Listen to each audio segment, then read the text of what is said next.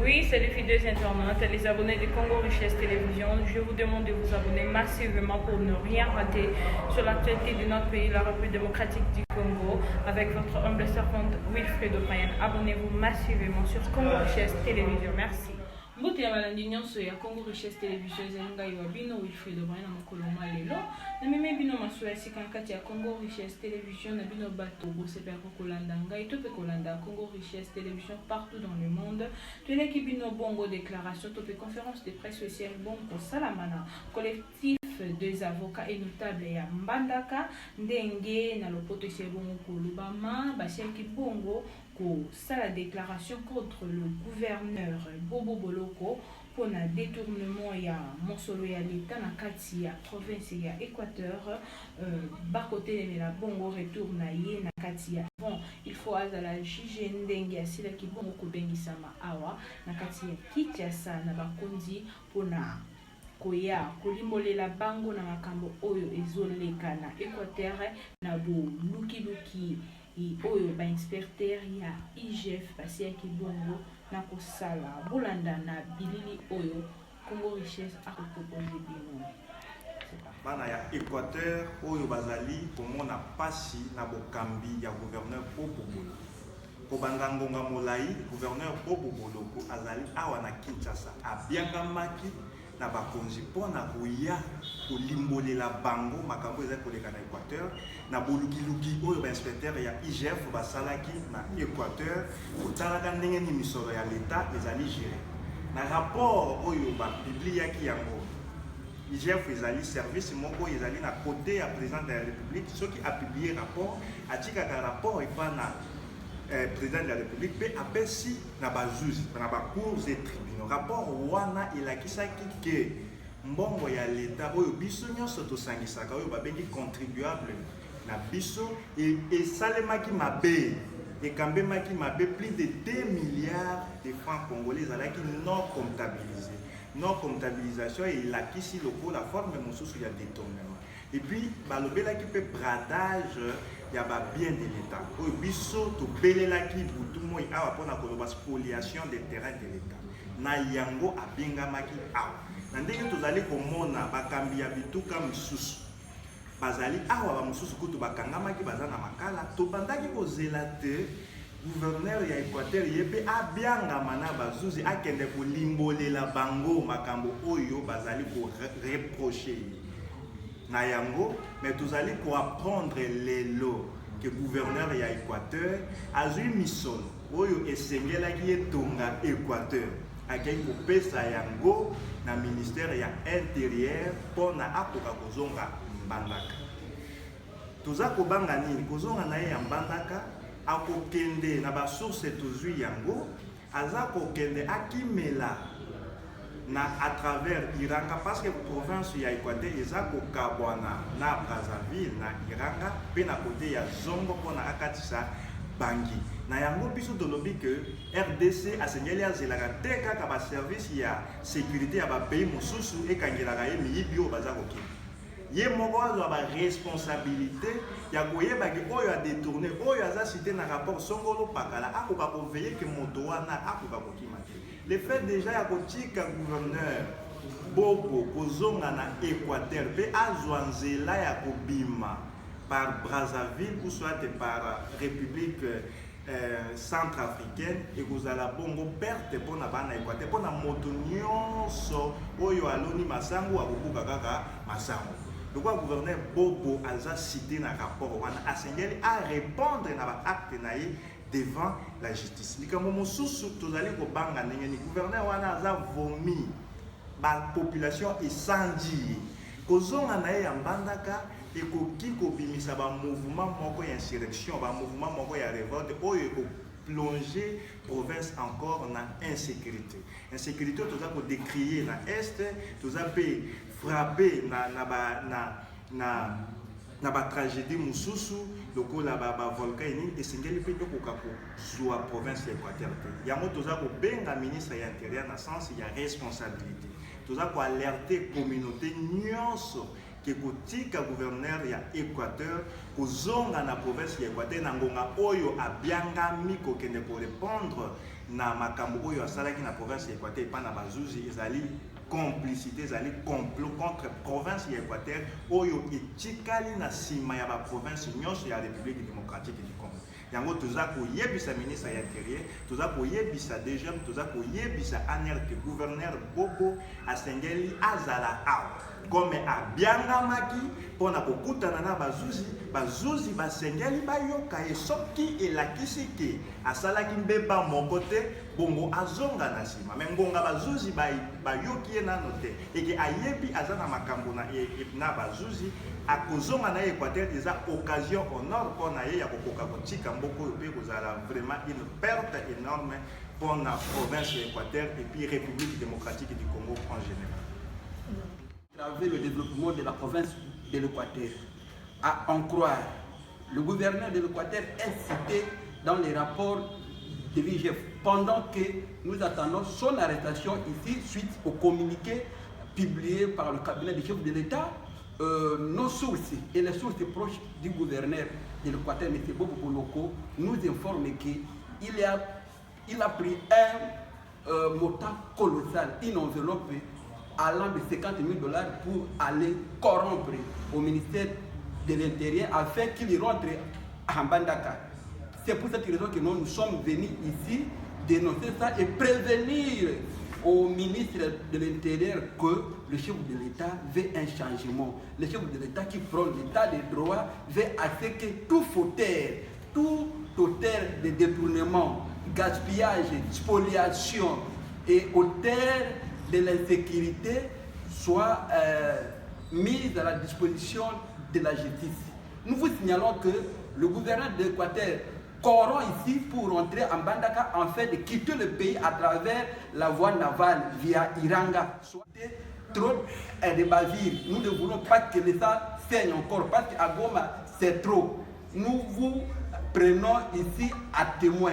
Le ministre de l'Intérieur, il est seul témoin devant l'histoire et devant son avenir politique. Parce que c'est le pas que Gilbert Kakonde a emboîté. Aujourd'hui, il est visé par les services de sécurité. Nous n'allons pas cautionner. Nous voulons qu'il y ait un changement. L'Équateur ne sera pas victime de tous ces balivernes.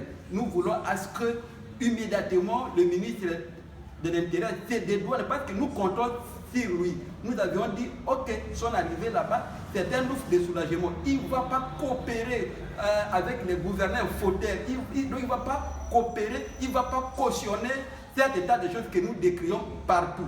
Voilà pourquoi nous sommes venus ici au nom de la province de l'Équateur, au nom de toute la population qui est victime de cette mégestion.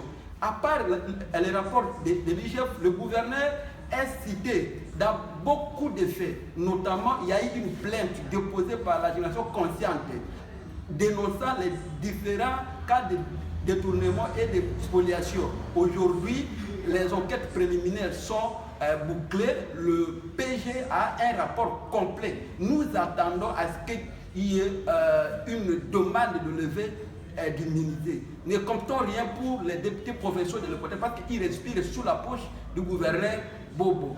Alors que la population attend un changement, attend une amélioration normale de la vie sociale. Présentateur de l'émission La Voix du Peuple. Question dans les alibés, non directement à Lingala. Dans les quoi aussi, c'est comme ça Lingala. Vous aurez reproché les Congo au bolo pour détournement et consorts. Mais Nani Azali Simanabino Zope Sabino va pièce wana.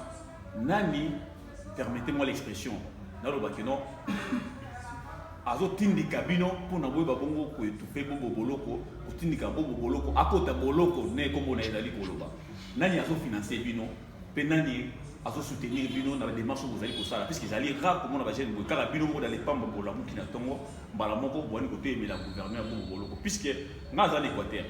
Bobo Boloko kuna rinyara lokola empereur. Naebi, nazala mandaka ata 4 fois. Arinyara loko empereur.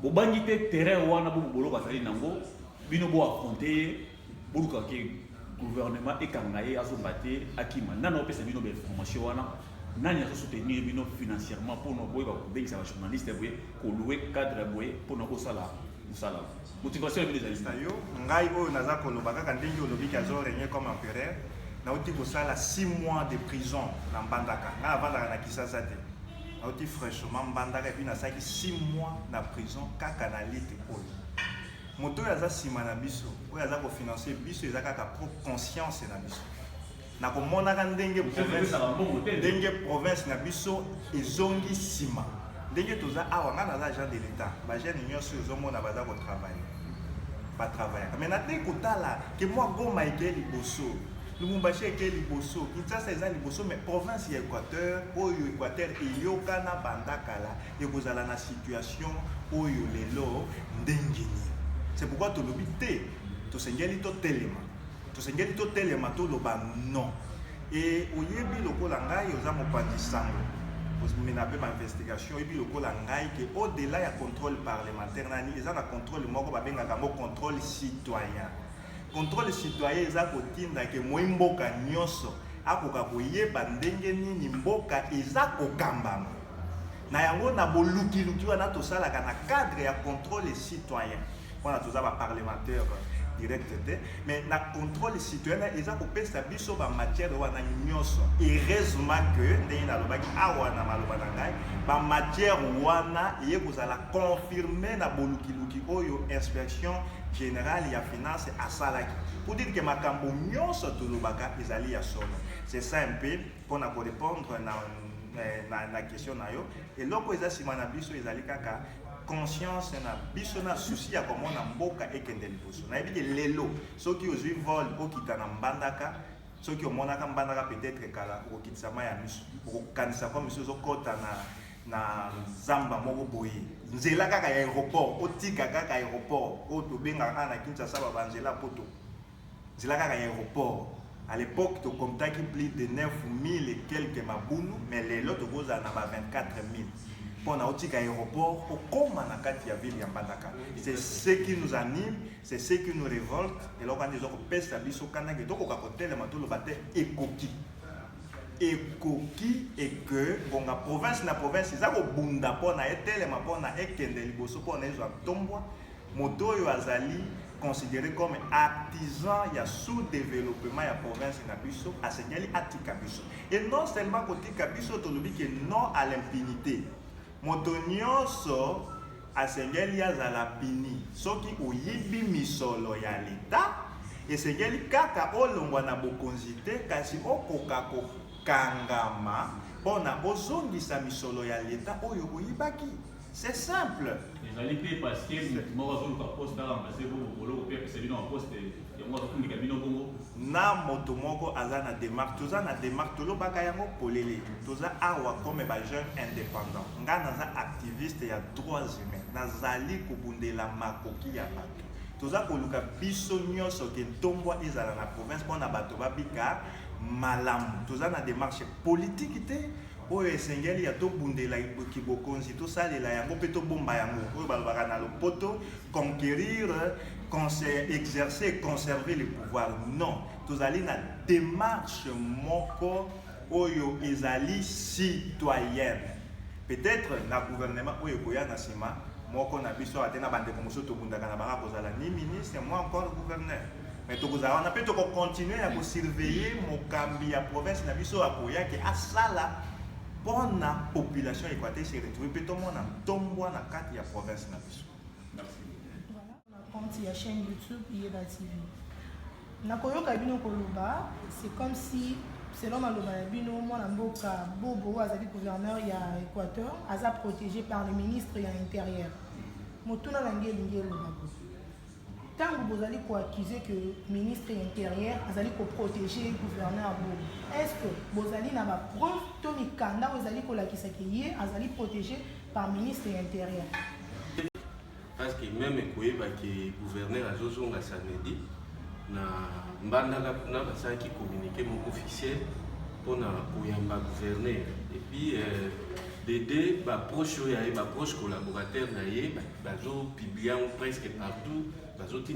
Même en privé et puis au moment voilà on a gagné tout ça organiser qui gouverneur qui répondre na ba liboso ba jour ndenge bozaki ko kanisa or voilà toujours longa à travers ministre intérieur ne azwi autorisation wana ya kozonga yango biso toye koyebisa VPN boye Équateur eza kokufa mboka wana ezokenda na disparition et puis auteur principal ya disparition à province Équateur eza monsieur Bobo.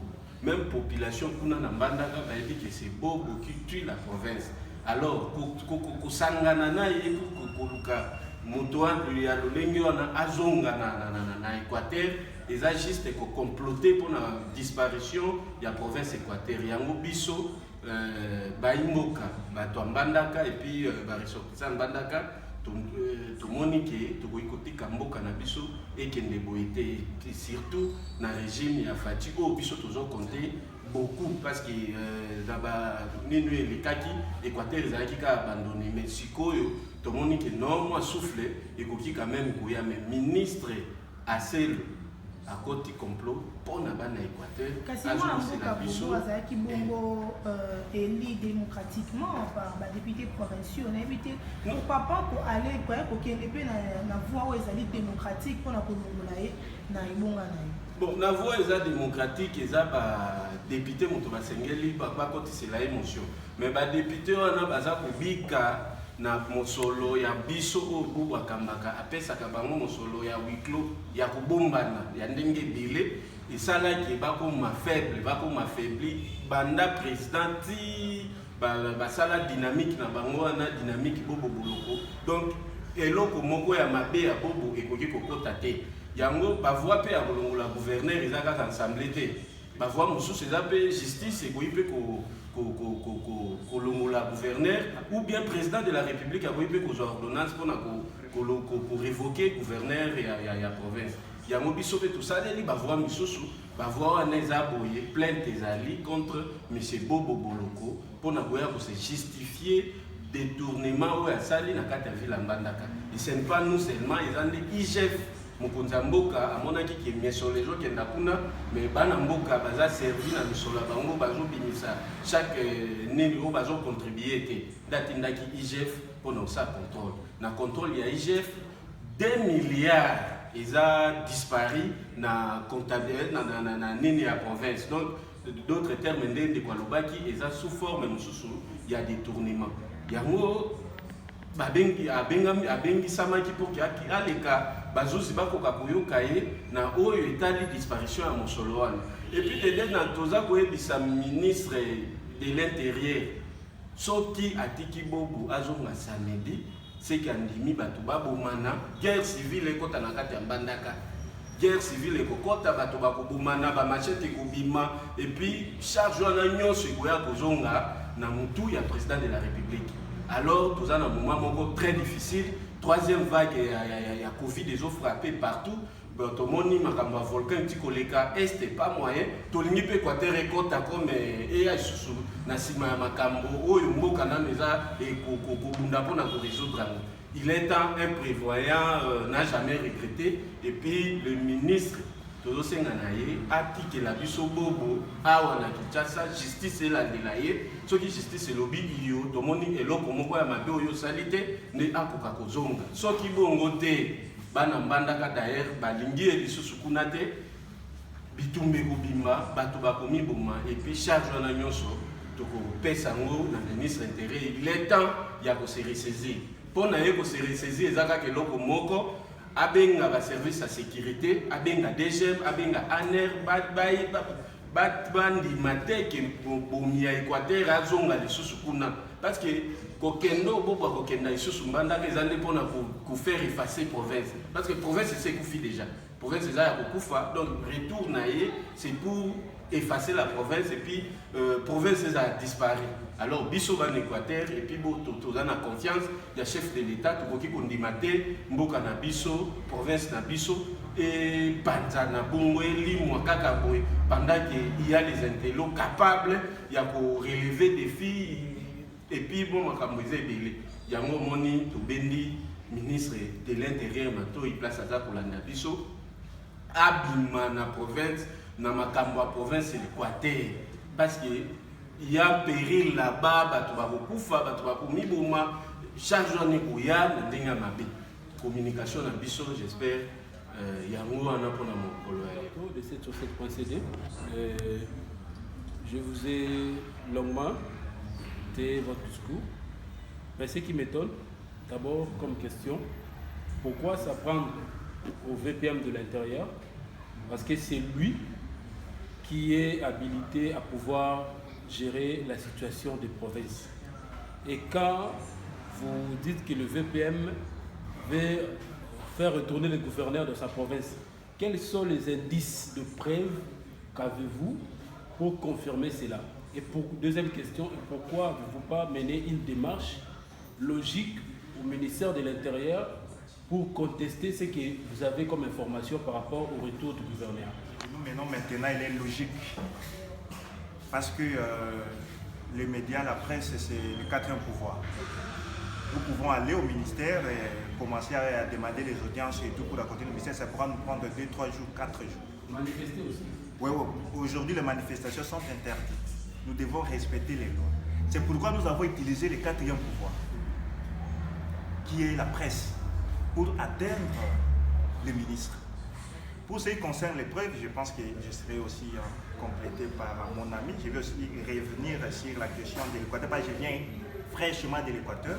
Je n'ai même pas totalisé 10 jours ici à Kinshasa. Pour ce qui concerne les preuves, l'ami l'a dit en lingala. Les preuves sont là. Les preuves viennent de proches du gouverneur. Ils savent que nous, c'est nous qui militons pour le départ du gouverneur. Ils nous envoient des messages pour dire qu'on ne combat pas celui qui a l'argent. Nous avons donné 50 000 $ au ministre de l'Intérieur pour autoriser les retours du gouverneur.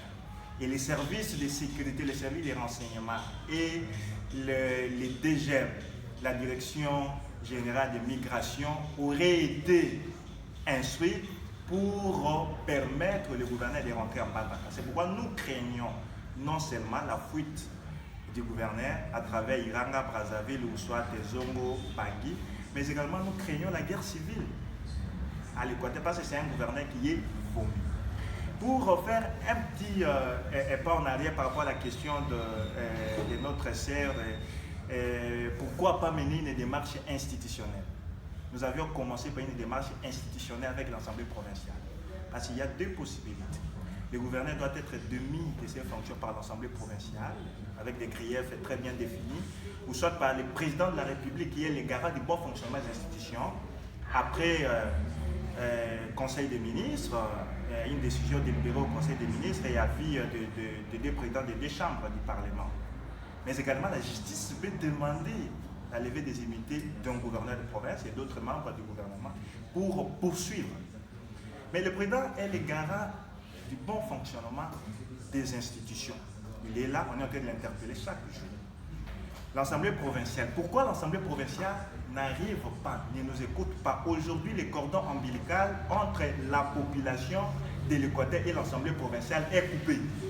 C'est une Assemblée provinciale qui est là pour ses propres intérêts. Je vous donne des évidences, parce que je viens de l'Équateur récemment, en Bandaka pour devenir enseignant, même d'une école primaire. On doit être recommandé par un député. Pour devenir chef de secteur, chef de village, chef de quartier, bourgmestre, maire de la ville, le gouverneur venait d'ailleurs de nommer illégalement les bourgmestres qui sont censés être nommés par le président de la République en Bandaka. Et ce sont les quotas des députés provinciaux. Pour les députés provinciaux, si Bobo partait aujourd'hui, ils n'auront jamais, mais alors jamais, un gouverneur qui peut manipuler comme lui. Pour les députés qui ont des machines, ils peuvent dormir chez lui, se réveiller, écrire un arrêté et amener seulement le gouverneur pour signer. Le gouverneur n'a même pas dit, oh, il prend un AG, oh, il prend un médecin. Et le gouverneur signe. Rien qu'à l'Équateur. C'est pourquoi ces députés ne sont pas prêts pour destituer le gouverneur de l'Équateur. Ils ont fermé les yeux parce qu'ils se retrouvent, ils sont en mauvaise complicité avec l'exécutif provincial. C'est pourquoi nous avons dit, comme vous êtes en mauvaise complicité avec l'exécutif provincial, au détriment de l'intérêt général et de la population, nous devons recourir, nous devons utiliser d'autres voies démocratiques, comme au niveau de la présidence de la République et au cours des tribunaux. C'est pourquoi nous ne pouvons pas aller encore vers cette assemblée provinciale qui est corrompue. On ne peut pas. Merci beaucoup. Je vais répondre un peu à la question à maman journaliste ou à poser la question. Nani baza na sima na biso na bandi ete bandeko ba répondaki yango eza plus conscience na biso nde oyo etindi biso to mener démarche oyo liboso na biso eza bakonzi basunga biso basunga province ya Équateur. Comment on a été un ministre comme ministre intérieur a joué $50,000 on a sacrifié toute une province. Il y a Équateur, bien sûr. En tout cas, ils ont insulte. Et puis, ils ont respecté pour les Équatoriens. Les gouverneurs, Andela et Abatonaye, lobby partout. Chargé à communication gouverneur, Andela et Abatonaye, nous sommes lobby que PESI enveloppe, il y a $50,000 et pas il y a ministre intérieur. Ils ont insulte. Ils ont vraiment insulte. Au niveau du ministre intérieur, à Kende. Pour sacrifier la province, il y a $50,000 au gouverneur Bobo a payé, en tout cas pour la mission insulte. Il y a un autre bel ministre intérieur à se prendre en charge. $50,000 et pas naïsa et l'autre côté. Abima na makambu oyo abima na province ya Équateur. Ce qu'il faut à la gouverneur à la ndenge ya bien gouverneur asamba a ndenge ya asamba ce qui les nini justice na biso moni ki asali l'autre côté ba kotika ya kozonga na facilement. Donc besoin na biso ezali asamba kozonga ya gouverneur na Équateur eza ko susciter ba biloko ebele ko susciter guerre civile. Raison pour laquelle tozobenda toye pa ya tozoloba ba konzio bazaliawa batala likambo très bien. Merci beaucoup. Je vous demande de vous abonner massivement pour ne rien rater sur l'actualité de notre pays, la République démocratique du Congo, avec votre humble servante Wilfred O'Brien. Abonnez-vous massivement sur Congo Richesse Télévision. Merci.